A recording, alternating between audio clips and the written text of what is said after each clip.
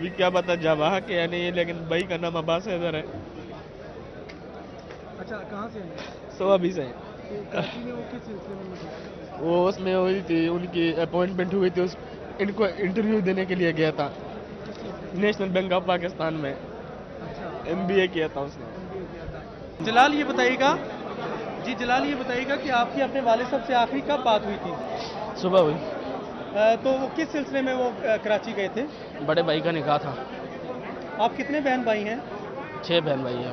میں کھڑا ہوا تھا، چیک فیلڈ آ گیا، وہی چیک فیلڈ ہو گیا، مطلب لیٹ ہو رہی تھی، 9 بجے ٹائم تھا، اس کے بعد لیٹ ہو رہی تھی، ایگزام فیلڈ کر دی، کاؤنٹر پہ آئے، انہوں نے کوئی انفارمیشن نہیں دی۔ بالکل نہیں بتایا جا رہا ہے، کبھی ایک کی طرف کبھی دوسری کی طرف، آگے سے بتاتے ہی نہیں ہیں۔ ایک کاؤنٹر سے دوسرے پہ پوچھتے ہیں، تیسرے پہ جاتے ہیں، کوئی کسی قسم کی کوئی معلومات نہیں بتا رہے۔ وہ کہہ رہے ہیں جی ابھی مزید ٹیمیں وہاں جا رہی ہیں، جیسی ہمیں معلوم ہوا بتائیں گے، ابھی تک کوئی پتہ نہیں ہے۔ نہ کوئی رہنمائی ہے، نہ کوئی بندے بیٹھائے آگے دوسروں کو بتانے کے لیے، کچھ بھی نہیں ہے۔ اور وہ ابھی کہہ رہے کہ 5 بندے بچ ہوئے، تو ان کے نام نہیں آ رہے ہیں لسٹ پہ، پتہ نہیں کہ کون سے، جو بچ گئے 5 بندے، ان کے نام نہیں بتا رہے ہمیں کہ کون سے بچے اور کون سے ہاسپٹل میں، یہ بھی نہیں بتا رہے۔ لسٹ نمبر آ گیا ہے، 19 نمبر سیٹ ہے، F ہے اس کی، یہ نہیں بتا رہے کدھر ہے کدھر نہیں، مجھے بتایا، میں ان کو بتایا کس ہاسپٹل میں منتقل کیے گئے ہیں یا کدھر سے ہم نے جانا ہے، وصول یہ نہیں بتا رہے، اندر جانے ہی نہیں دیتے، پولیس وہ آگے وہ سارے۔ ان للہ و انا الیہ راجعون۔ پروگرام نیوز واچ میں ناظرین آپ کو خوش آمدید کہتے ہیں، اور پروگرام میں آج ہم بات کریں گے کہ آج بدقسمت طیارہ صبح ایئر بلو کی پرواز ED-202 کراچی سے 7:42 پر 12 منٹ کی تاخیر سے اسلام آباد کے لیے روانہ ہوئی۔ اسے 2 گھنٹے بعد 9:30 پر اسلام آباد کے بے نظیر انٹرنیشنل ایئرپورٹ پر اترنا تھا، لیکن طیارہ وقت سے 12 منٹ پہلے ہی تقریباً 9:30 میں، چونکہ موسم خراب تھا، اس وجہ سے موسم کی خرابی کی وجہ سے، اور اس کے ساتھ ساتھ اس وقت بارش بھی ہو رہی تھی، اور اس کے ساتھ ساتھ ایئرپورٹ کی جانب سے ایئرپورٹ انتظامیہ کے مطابق رن وے بھی مصروف تھی، لہٰذا پائلٹ کو فضا میں ہی چکر لگانے کی ہدایت کی گئی۔ اس کے بعد 9:40 پر تقریباً طیارے کا ایئرپورٹ سے رابطہ منقطع ہو گیا، اور مارگلہ کے قریب لوگوں نے طیارے کو نچلی پرواز کرتے دیکھا، جس کے کچھ دیر بعد طیارہ ایک پہاڑی چوٹی سے ٹکرا گیا۔ ایئر بس میں 146 مسافر سوار تھے، جبکہ عملے کے 6 افراد بھی اس دوران اس طیارے میں موجود تھے، لہٰذا 152 افراد اس طیارے میں موجود تھے۔ آپ سے کچھ دیر پہلے وزیر داخلہ رحمان ملک نے اس بات کی تصدیق کر دی ہے کہ اس طیارے پر سوار تمام کے تمام عملے سمیت 152 افراد اس المناک واقعے میں جاں بحق ہو گئے ہیں۔ اس اطلاع کے ملتے ہی کراچی میں جو لواحقین تھے وہ شدت غم سے نڈھال ہو گئے، پھوٹ پھوٹ کر رونے لگے، اور ایئرپورٹ کا انہوں نے رخ کیا۔ ان کے لیے اعلان کیا گیا کہ ایئر بلو کی خصوصی پرواز چلائی جائے گی، جو پہلے تو بتایا گیا کہ 6 بجے اڑے گی، لیکن موسم کی خرابی کی وجہ سے کراچی میں اب اس پرواز کو 8 بجے کراچی سے اسلام آباد کے لیے روانہ ہونا ہے۔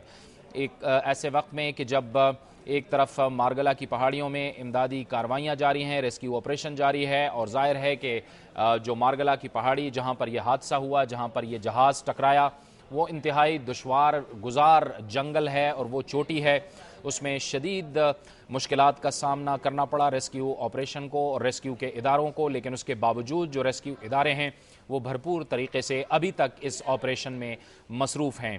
کیا صورتحال ہے اس وقت آپریشن کی، ریسکیو آپریشن کی، کیونکہ اب شام ڈھل رہی ہے، اس بارے میں ہم مزید جانیں گے، اور وہاں پر موجود ہیں دنیا نیوز کے نمائندے ضمیر حیدر۔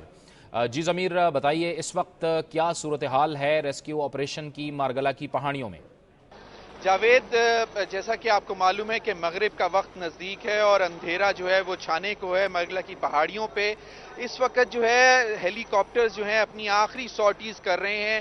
ہیلی کاپٹر جائے حادثہ پہ آتے ہیں اور وہاں سے وہ ایک رسی کے ذریعے ایک بوری کو نیچے اتارتے ہیں، جس میں جسم کے اعضاء بھر کے وہ دوبارہ دامنے کو جو ہے اسلام آباد مارگلہ ہلز میں، وہاں پہ وہ جا کے وہ بوری اتارتے ہیں، وہاں سے وہ ایمبولینسز میں رکھ کے اسلام آباد پیمز ہاسپٹل اور CD ہاسپٹل لے کے جا رہے ہیں۔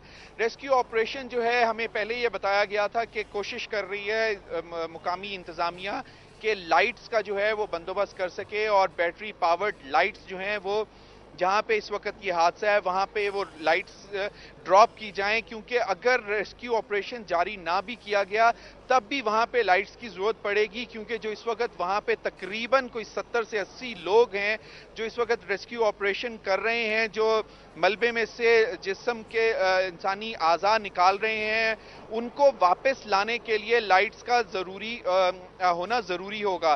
ताहम अभी तक हमें ये नज़र नहीं आया कि कोई लाइट्स यहाँ पर पहुंची हों या डायरेक्ट ड्रॉप की गई हों हेलीकॉप्टर के ज़रिए वहाँ पे जाए हादसा की जगह पे।